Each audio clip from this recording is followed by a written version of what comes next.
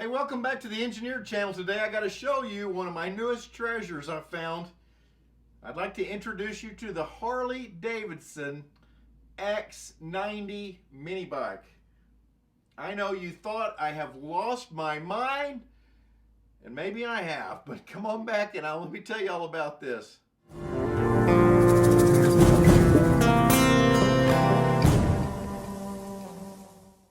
All right, so this is the Harley Davidson X-90 and mini bike. It's a two-stroke mini bike.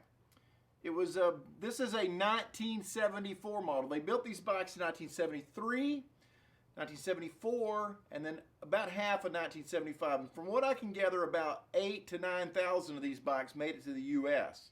So Aermacchi's been building bikes for a long time, and if you think that word sounds like Aermacchi, sounds like airplane, that's because Aermacchi used to build airplanes. They started out building airplanes. Then they had a motorcycle division, and in the late 50s they started building motorcycles. And in the early 60s, or I guess the mid 60s, Harley Davidson bought 50% of that company and owned 50% of the Aermacchi motorcycle division. And then of course we all know about the AMF years when AMF bought Harley Davidson. Then AMF was a sporting good company. They did bowling alleys and bowling pins and badminton nets and tennis rackets and volleyballs and motorcycles. And they owned Harley Davidson for a few years. And so one of the things that they thought they would do was kind of develop some brand loyalty. And so they decided to start selling mini motorcycles to little guys, little kids. And then maybe if they grew up on a Harley, they would want to ride a Harley when they were older. And so they started with the X65. So the 65cc two-stroke was the very first one, the smallest Harley ever made, okay?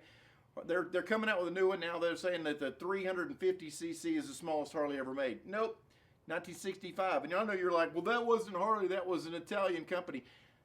That was half owned by Harley Davidson, okay? So it was a Harley. But it's pretty much somebody else's motorcycle with a sticker on it, but that company was still owned by Harley Davidson, at least 50% of it. And so the other problem with these little mini bikes is that little kids rode them, and little kids didn't care. They were out in the woods beating them around and on trails, and they got beat up and they got beat to death, and then they got junked. And there are not many of these around. This is kind of a rare bird. I've been doing motorcycles since 1978, long time.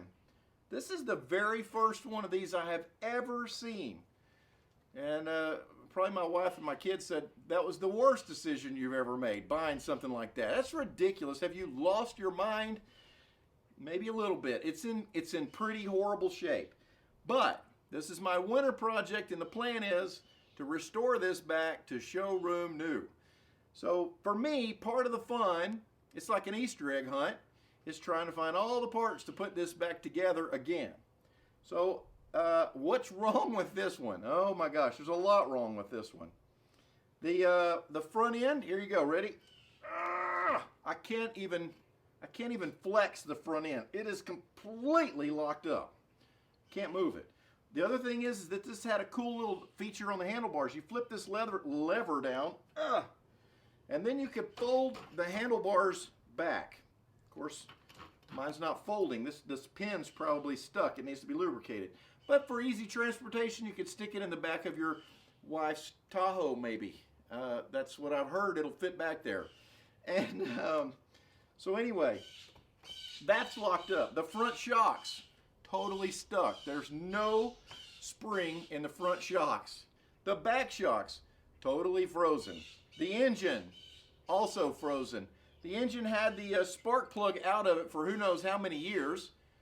And the cylinder, the piston in the cylinder is stuck. And so you might think, well, why don't you just throw that away? It's no good. There's a lot of good parts on here, and I'll be able to take it apart and salvage it. I'll rebuild those front forks. I'll take this front end apart and figure out what's stuck on it, lubricate it, get it going again.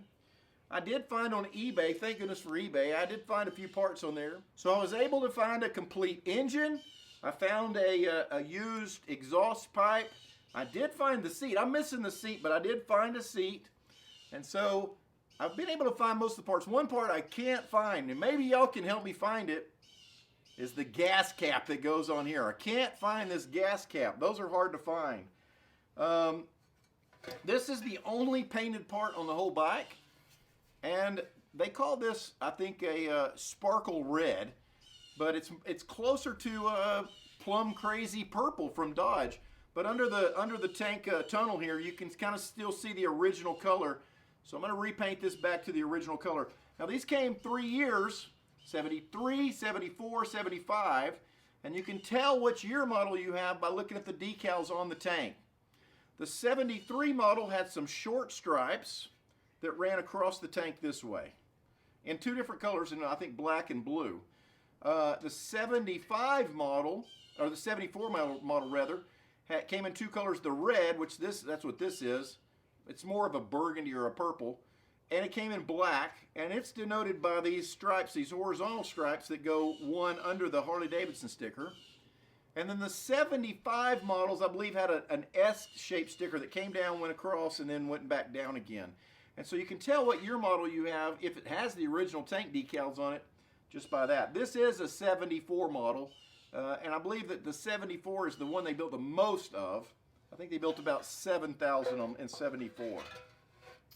So I'm going to get this restored. The tank is pretty rusty on the inside, but I think with a little, some of those chemical treatment things with a coating on there, that I can recoat the inside of that and save this tank. They're extremely expensive, about $400 for a used beat up tank. But this one's in pretty good shape other than it being a little rusty on the inside. I do have the original carburetor, which I think I can rebuild. I have the original air box, but it's kind of rusty. I don't know if I can save it or not. I might need an air box. So if you know of an air box, let me know. But anyway, here's a quick walk around on both sides of this little bike.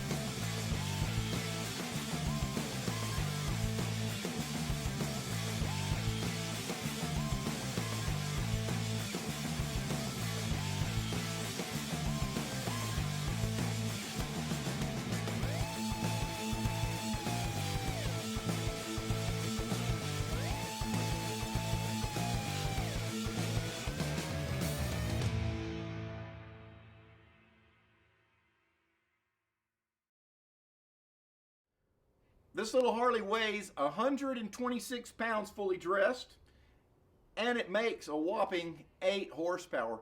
And these were street legal in many states. I'm going to attempt to make this street legal in Texas. It has lights on it. It has a horn, as you can see right here. Has a little horn button up here. I'm going to attempt to make this street legal. That's the plan. I don't know if I can pull it off or not, but the engine made 8 horsepower, and so supposedly it would run 53 miles an hour, which isn't much more than my little 125cc Honda Monkey will run. It'll run about 54, 55 miles an hour with me on it. And so that's the plan. So if you're interested in weird things, little bikes, and if you're interested in seeing crazy people do dumb things like restore this relic, then be sure you're subscribed to the channel. So I'm going to make this a series. This is going to be my winter project. So when it's too cold to ride outside, I'll drag this into the garage and start tearing it down, repolishing, repainting everything on here, frame up, and we'll see if we can make this bike come to life again.